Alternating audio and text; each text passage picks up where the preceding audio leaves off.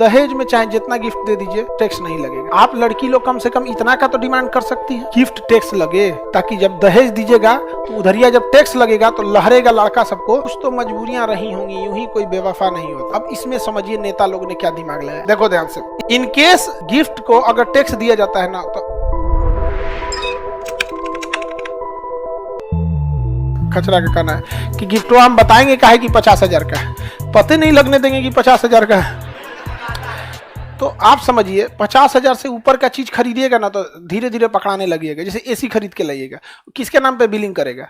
अच्छा आप कहिएगा केकरो पे बिलिंग कर दो, कोई बात नहीं, पहले ही कहेगा कि बिगड़े उगड़ेगा गारंटी वारंटी ना तो केकरो के लेके आइएगा। तब जो केकरो के नाम पे कर रहे हैं तो हम भी गारंटी वारंटी के टाइम पे कह देंगे केकरो से बनवा लीजिए। आप गारंटी लेने के लिए अपने पास अपने नाम पे बनाइएगा ना, जहां कुछ बनाएगा फटाक से रजिस्टर्ड हो गया, आ गया कि नहीं आ गया। आपके बचाने के लिए बड़ा सा दुकानदार कभी नौटंकी करेगा नहीं, छोटका मोटका कर देगा सब, लेकिन जो बड़ी कंपनियां वो कभी नहीं करेगी। अब आप कोई कार खरीदिएगा, कार कंपनी लेगी?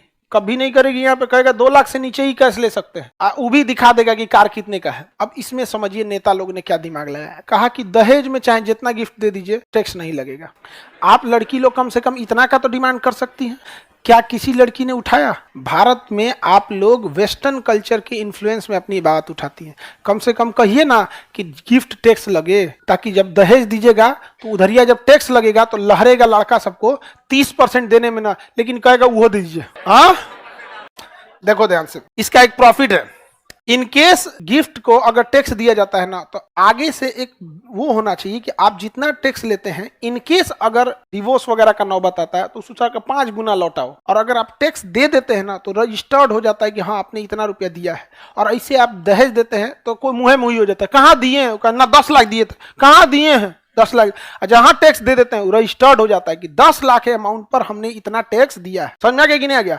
तो जब 10 लाख है तो फिर ज्यादा दिक्कत होगा दौरी वगैरह का, तो 50 लाख दे के जाइए। अब ऐसा नहीं, देखिए हम ये ऐसे हम लोग थोड़ा सा भावनाओं में जाके बोल देते हैं, कोई भी इंसान डिसीजन ले लेता है, लेकिन 10% समाज में ऐसे लड़के और लड़कियां हैं जिनके साथ कोई नहीं जिंदगी जी सकता है। कुछ ऐसे सनकी लड़का भी हैं सब, आप उनके लिए कुछ भी कर दीजिएगा वो आपके नहीं होंगे। वैसे कुछ ऐसी लड़की भी हैं जिनके साथ अगर बिया हो जाएगा हमेशा पगलाइले रहेंगे। तो ऐसे 5-10% समाज में लोग कभी खत्म नहीं हो सकते। तो आप सोचिएगा डिवोर्स 100% खत्म हो जाए, ये पॉसिबल नहीं है, पॉसिबल नहीं है। कुछ तो मजबूरियां रही होंगी, यूं ही कोई बेवफा नहीं होता। कोई भी लड़का या कोई भी लड़की शादी करती है या शादी करता है डिवोर्स के लिए नहीं, घर बसाने के लिए। लेकिन कुछ मजबूरियां आ जाती हैं तभी कोई भी ऐसा स्टेप लेता है। समझ में आ रहा है कि नहीं? गिफ्ट टैक्स में किसी को दिक्कत? देखिए इनका कहना है कार खरीद के गिफ्ट दे देंगे तो किसको लगेगा? दहेज में देगा तो नहीं लगेगा। हाँ देगा तो लगेगा। तुम कार खरीद के हमको गिफ्ट दो, हमको लगेगा। हाँ कार खरीद के हमको दो, हमको गिफ्ट लग जाएगा। तुम प्रैक्टिकल करके देखो, एक तो कार खरीद दो हमको गिफ्ट दो हमको लग जाएगा। हाँ बिल्कुल लग जाएगा। ये हीरो जितने सेलिब्रिटी लोग होते हैं, इन लोग को देखिएगा मैच वगैरह में गिफ्ट मिलता है, बड़का गाड़ी ये वो, तो कस्टम ड्यूटी टैक्स लगता है। समझ आ गया कि नहीं? टैक्स लगता है वहां पे। एक कोई ये इंडिया की टीम थी, क्रिकेट टीम कहीं से आ रही थी मैच वैच खेल के, तो वहां कोई गाड़ी उड़ी मिला था तो कस्टम ड्यूटी लग गया था, वहां पे टैक्स लग जाता है। तो गिफ्ट टैक्स में 2 चीजें हैं, 50,000 से ऊपर का गिफ्ट होना चाहिए, जो गिफ्ट रिसीव कर रहा है उस पर लगता है।